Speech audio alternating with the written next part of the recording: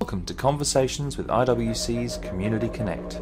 My name's Alistair Young, and each week we'll be speaking with a range of professionals, helping people in the Bundaberg community reach their health and wellness goals. Community Connect is also an online resource for people seeking support and fellowship. Check us out on iwcndis.com.au to find out more. Welcome back to IWC Community Connect. Today I am here with James McDonald. James is actually the sports coordinator for the Special Olympics here in Bundaberg, and one of our first NDIS participants in this region. James, thank you very much for joining us. Thank you. Pleasure to be here. So my name's James McDonald. I'm 24. I've been involved with Special Olympics for the last 7 or 8 years. The values that I see for it, it's grateful that there's something in the community that caters to the disability section in such a way of it gives us that chance of exercise and whatnot. Plus the team building, and you get to make friends along the way. Absolutely. It is a fantastic thing to do socially and physically. What made you want to get involved with basketball to begin with? I understand that's one of your favourite sports. Well, even beforehand, I always had the passion through basketball. I was heavily involved in it back in my younger days as I was growing up, and so was my family. So it was kind of just my family were involved, I was involved, and that's where it just stuck. Yeah, absolutely. So having a big family presence, I guess but the basketball community kind of becomes a little bit of an extension of that in a way, doesn't it? Definitely. Now, you obviously started off playing basketball. I understand that you've sort of moved up into a more kind of supervisory sort of role. Tell us what you what you do within that. So, first start off is I was an athlete. I played along the other guys, helped coaches throughout the training and where I could. Later in the few years afterwards, I started helping them coach the training sessions when the coaches couldn't actually make it. A few years later after that, we became an athlete leader, so I was guiding athletes, I was assisting athletes, I was assisting sports coordinators before me. And then after that, our previous sports coordinator, Kathleen Hansen, soon later retired, and then I stepped into her position. Yeah, absolutely. And how are you finding being part of the Special Olympics committee for Bundaberg and bringing that sport coordination role to life? I mean, have you ever done anything like this before? Not before in this capacity. To bring it to life, at the moment it's very difficult being in the only role for the last 2 months. So there's still a great deal I've got to learn in the process. But with a great team and support behind me, it becomes very knowledgeable and helpful at the same time. Yeah, obviously a very exciting thing to be part of, and a way to give back to a community which has really been there for you for many years, right? Pretty much, yeah. The way I see this role at the moment is many people come and go, but if I can stand and give something back to the community, it works well. What do you get out of it? Out of being able to play a role in terms of facilitating enjoyment and sport and engagement for other people, particularly other people with disability who might not otherwise be playing sport? For me, in a way of enjoyment, it doesn't really relate to the role whatsoever. It's more of seeing the smile on something that these guys can achieve. If the team can achieve well, even on a training day, then that just makes my day even more better. Oh, that's brilliant, mate. Well, if people wanted to get involved with playing a little bit of basketball, regardless of their ability, where can they find you guys? So, Special Olympics train at the PCYC every Friday, 4:30 till 5:30. We do mainly only cater to disabilities with II, which is intellectual impairment. Mm-hmm. Hopefully, maybe down the future that may be expanded, but only the future will tell. Yeah, I suppose you got to start where you are and work forward. Does the Special Olympics committee oversee the facilitation of other kinds of sports as well in the Bundaberg region? Yes, we have table tennis, 10-pin, and basketball all running at the moment. plus athletics as well. We are trying to push into other areas such as lawn bowling, soccer, football, but due to the fact of lack of coaches in the disability area, it does become a bit harder. All right, thanks very much for that, James. We're just going to quickly go to a break, and when we get back, we're going to talk a little bit about your experience with the NDIS. Yep. IUC Dental Practice remains open for you. Helping our community remains our priority, particularly in times of uncertainty. Dental pain, gum soreness, cracked or chipped teeth? We can help. Find us in Bundaberg at the IWC Health and Wellbeing Complex or call for an appointment on 1300 492 492. IWC is Aboriginal community controlled and non-government, offering services to all people, Indigenous and non-Indigenous. And welcome back to IWC Community Connect. I'm here with James McDonald. He's the sports coordinator for the Special Olympics Committee here in the Bundaberg region. James, thanks for being here. Yeah, no problem.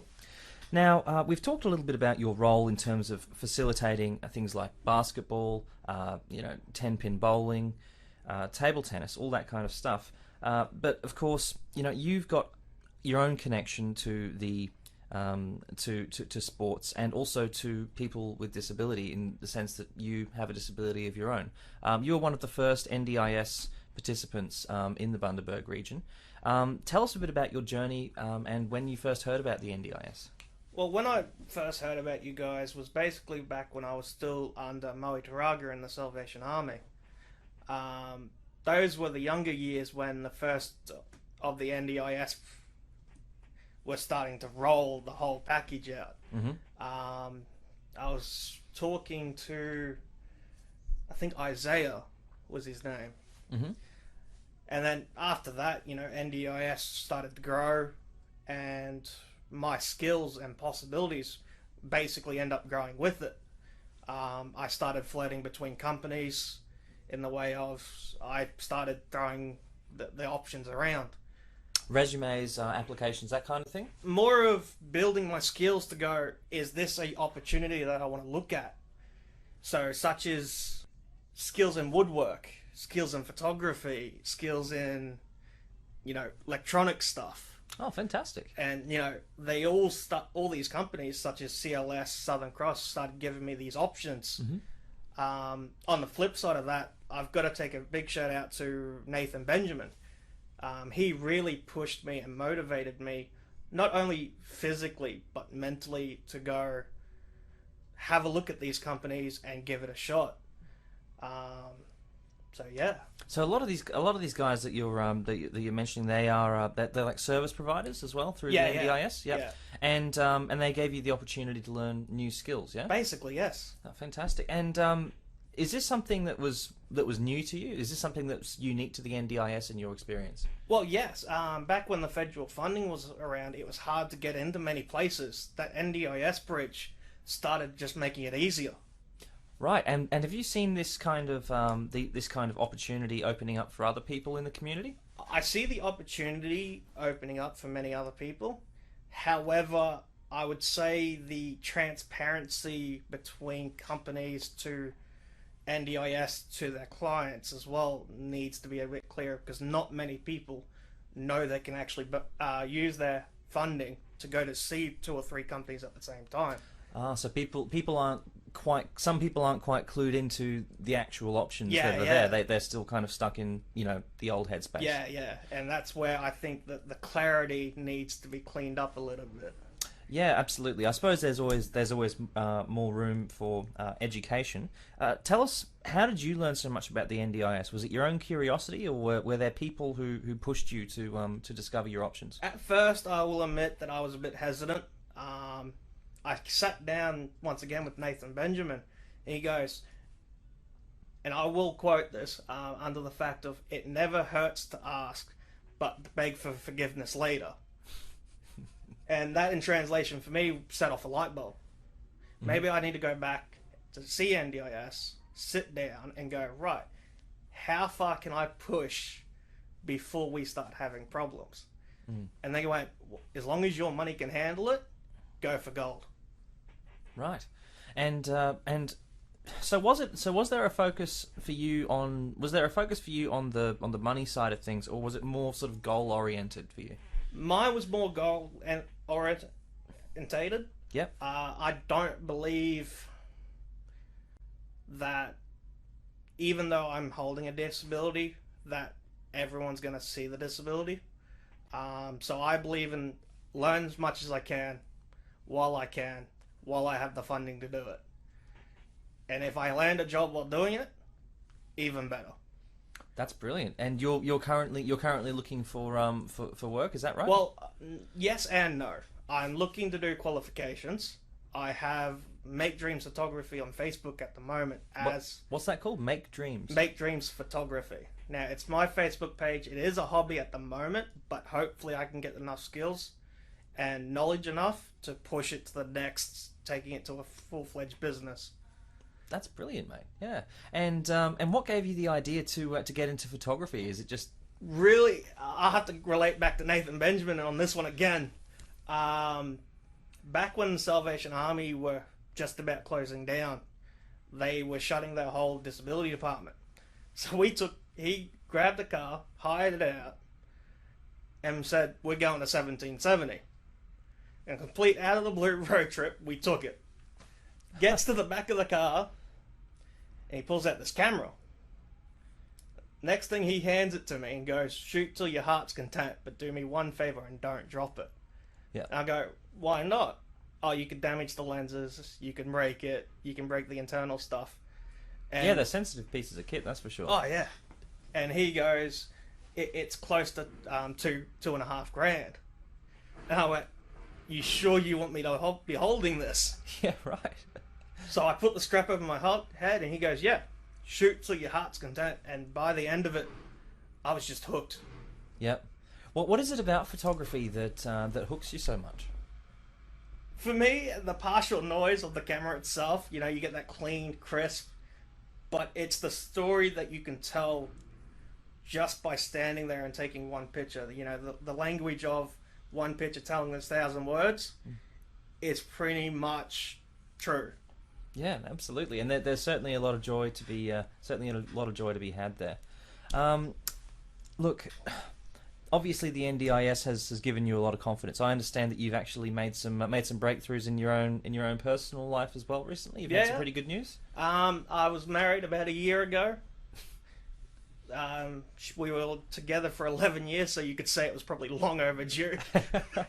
But between all the traveling and whatnot, personal life is slowly starting to become more calmer and relaxed. Do you feel more capable and strong in yourself as a result of the journey that you've gone through with your NDIS plan in the last 3 years?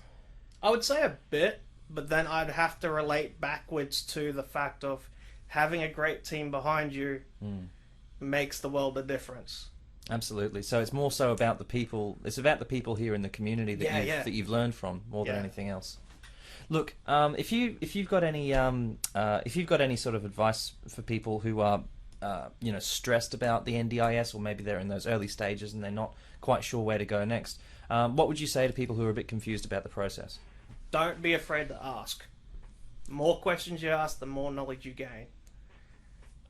The other one I'd probably relate to is have that one friend that's willing to motivate you throughout your day-to-day life. Without the good people behind you, you're really not gonna have much success. I think you've hit the nail on the head there. I think everybody, regardless of their ability, benefits from being connected to the community and having people in their corner. Oh, definitely. Yeah. Look, James, it's fantastic to catch up with you. It's been quite some time between us, but I'm very glad to see you here today, and I thank you very much for taking the time. Now, if anybody has any questions about the NDIS, you can contact the IWC, which is the local area coordinator for this region, on 1300 492 492. James, thanks again for joining us today, and we hope to talk to you again soon. You as well. Thank you for joining us for Conversations with IWC's Community Connect. Each week we will continue to speak with a range of professionals who help people in the Bundaberg community reach their health and wellness goals.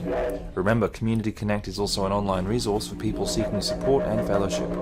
Check us out on iwcndis.com.au to find out more. We hope you've enjoyed the show.